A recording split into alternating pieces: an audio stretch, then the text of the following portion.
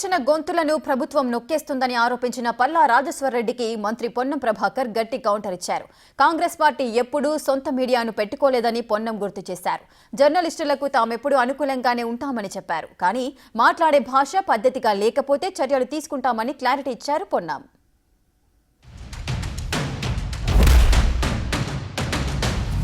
ఎవరన్నా నిజంగా ఈ పని చేయలేదని చెప్పేసి ఎక్కడ ఎవరన్నా అడిగితే గ్రామాల్లో కరెంట్ రాలేదనో పంట ఎండిపోతుందనో ఎవరైనా జర్నలిస్టులు పోయి అక్కడికి అడిగినట్లయితే ఆ జర్నలిస్టుల మీద కూడా కేసులు పెట్టే మహిళా జర్నలిస్టుల కేసులు పెట్టే దుస్థితి మాత్రం ఏనాడు ఏ ప్రభుత్వంలో రాలేదు అధ్యక్ష.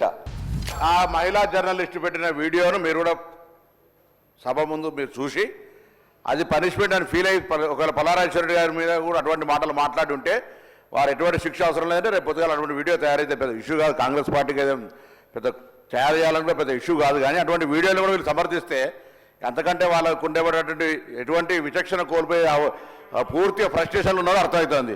వారు చెప్పమనండి, వారు విమర్శించదలుచుకున్నది మేము నెగటివ్ రోడ్లో పోతున్నామంటే మాకే అభ్యంతరం లేదు.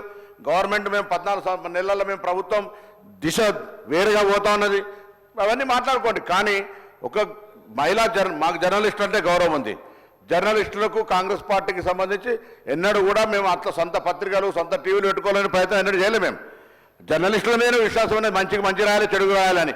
ఇక అంత పూర్తిగా భాష మరందరికీ ఒకసారి వీడియో చూస్తే ఆ భాషను ఎవరు వ్యక్తిగతంగా ఎవరి గురించి మాట్లాడుతున్నారు ఆ భాషను చూసినట్టయితే మేము సమర్థిస్తే సభ్యులు ఆ జర్నలిస్టుకి మద్దతుగా మాట్లాడినటువంటి మాట ఉపసంహరించుకోమని చెప్పి కోరుతాను ఈ సందర్భంగా.